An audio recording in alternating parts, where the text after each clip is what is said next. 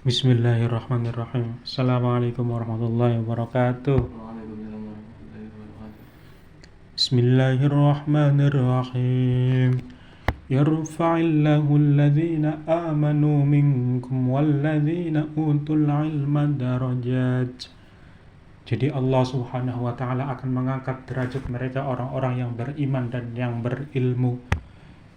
Karena pokoknya orang yang beriman dan berilmu ini satu paket. Bahkan di dalam ayat yang lain, hal yastawil ladzina ya'lamun wal ladzina la ya'lamun. Apakah sama orang yang berilmu ataupun apakah sama orang yang berilmu dan orang yang tidak berilmu? Pokoknya apakah sama orang yang berilmu dengan yang tidak tahu? Kan beda ya.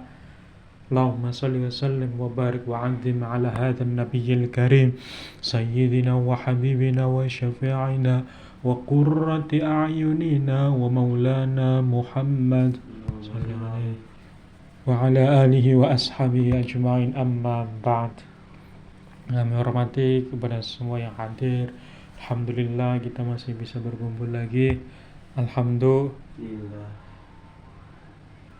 Baik, sebelum kita masuk ke tema, kita akan bicara tentang ilmu. Jadi menuntut ilmu itu ada beberapa pendapat. Yang pertama, pendapatnya wajib. Dasarnya mana? Dasarnya hadis Rasulullah SAW, thalabul ilm fardhatun ala kulli muslimin. Mencari ilmu itu wajib bagi setiap individu muslim. Individu, paham ya? Ya. Kemudian di dalam hadis yang lain, utlubul ilma minal mahdi ilal lahdi. Mencari ilmu itu wajib. Utlubul ilma minal mahdi ilal lahdi. Carilah ilmu dari buayan sampai liang lahat. Kemudian di dalam hadis yang lain, Rasulullah SAW mengatakan, utlubul ilma walau bisin. Carilah ilmu walaupun sampai ke negeri Cina.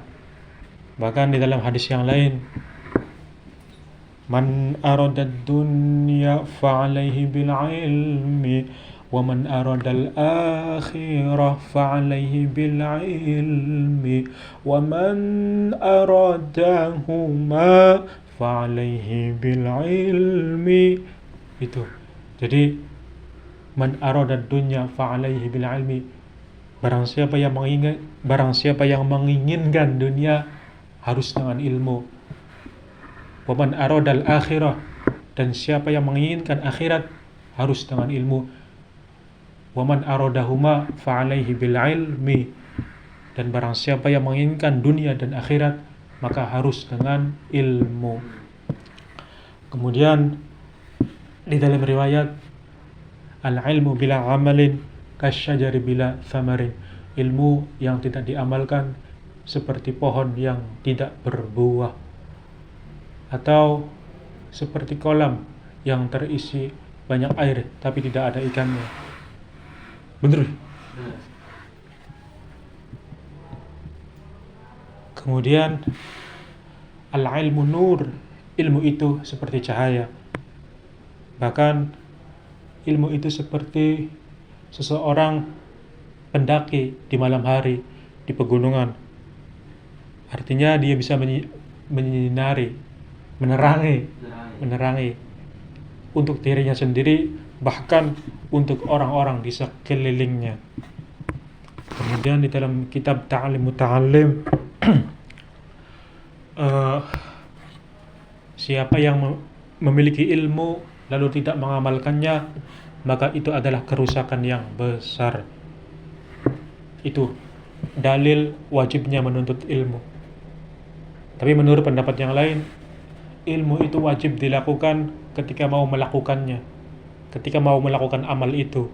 Misalnya mau haji, maka belajar hajinya wajib. Kalau tidak mau haji, ya belajar hajinya tidak wajib.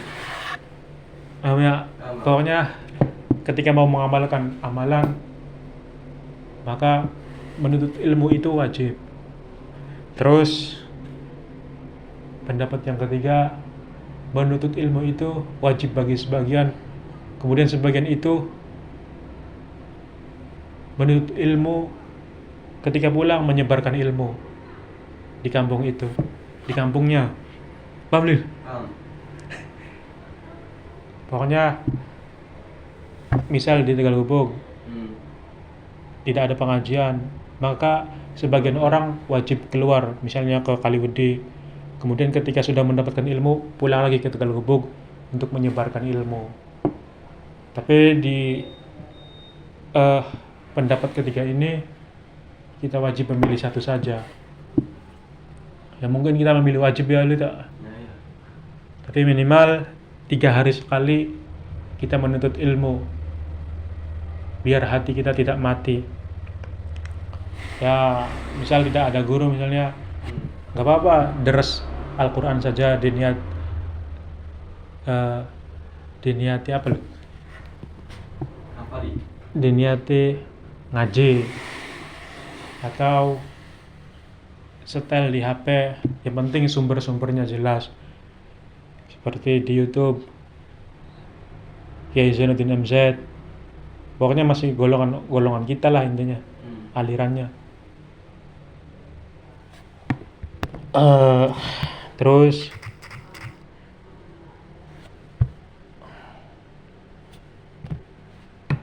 apa, Lil?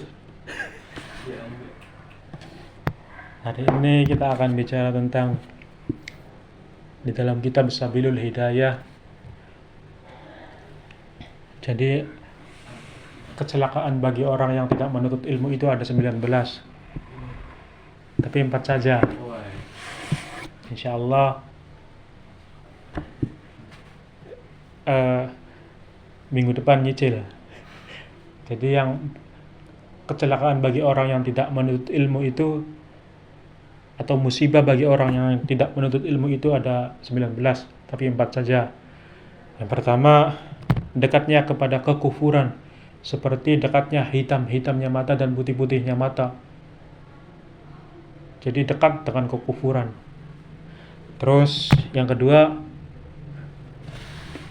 taubatnya tidak diterima. Ketika kita tidak menuntut ilmu, maka taubatnya tidak diterima.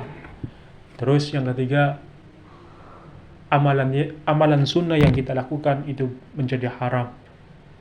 Misalnya sholat sunnah, duha, tapi kita tidak menuntut ilmu, maka menjadi haram amalannya. Terus yang ketiga, yang berapa? 3. Bukan 2. 4. Bukan 2, Kang. Yang pertama, dekatnya kepada kekufuran, Ya. seperti dekatnya hitamnya mata dan putih-putihnya mata. Yang kedua, taubatnya tidak diterima. Yang ketiga, amal sunnahnya menjadi haram. Oh iya. Terus yang keempat, menjadi musuhnya Allah. Nggak enak banget kalau menjadi musuh Allah. Terus apalagi yang menjadi musuh Allah, ketika kita mengucapkan la ilaha illallah, tapi antara ucapan dengan hatinya tidak nyambung, maka akan dimusuhi oleh Allah Subhanahu wa ta'ala.